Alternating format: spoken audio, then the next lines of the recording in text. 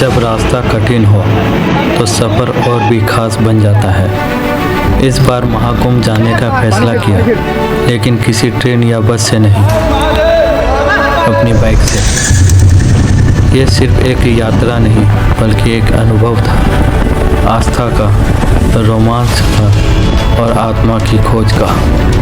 रास्ता लंबा था, लेकिन जोश और श्रद्धा की कोई सीमा नहीं। हर मोड़ पर कुछ नया था, कहीं भव्य मंदिर, कहीं रुककर चाय की चुस्की और कहीं आस्था से भरे भक्तों के दर्शन। और फिर आखिरकार पहुंच गए महाकुंभ। इतनी भीड़, इतनी आस्था और चारों तरफ सिर्फ हर हर महादेव के जयकारे। पहली बार महसूस हुआ कि यह सिर्फ एक मेला नहीं, बल्कि पूरे ब्रह्मांड की आध्यात्मिक ऊर्जा का संगम है। महाकुंभ का असली आकर्षण शाही स्नान और नागा साधु की भव्यता है। ये वो साधु है जो मोह माया से दूर है और जिनका जीवन ही तपस्या है।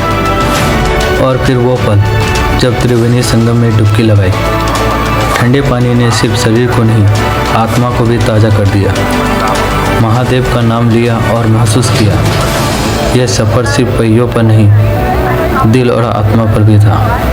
जब आप महाकुंभ में कदम रखते हो तो यह सिर्फ एक यात्रा नहीं होती, ये आत्मा की शुद्धि का सफ़र होता है।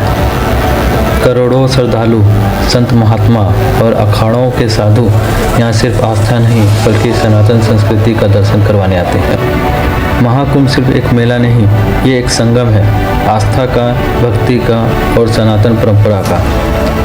यहाँ आकर महसूस हुआ कि यह सिर्फ तीर्थ यात्रा नहीं बल्कि एक आध्यात्मिक जागरण है। जब मैं यहाँ से लौट रहा था तो खाली हाथ नहीं, मन में शांति, आत्मा में विश्वास और हृदय में महादेव की शक्ति लेकर जा रहा था।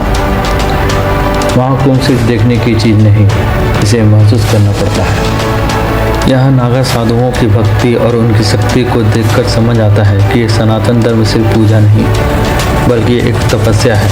वापसी के सफ़र में एहसास हुआ कि महाकुंभ सिर्फ एक बार जाने की चीज़ नहीं, यह हर सनातनी के जीवन का एक हिस्सा होना चाहिए। इस यात्रा ने सिर्फ रास्ते नहीं बल्कि मुझे भी बदल दिया। अगले महाकुंभ तक हर हर महादेव।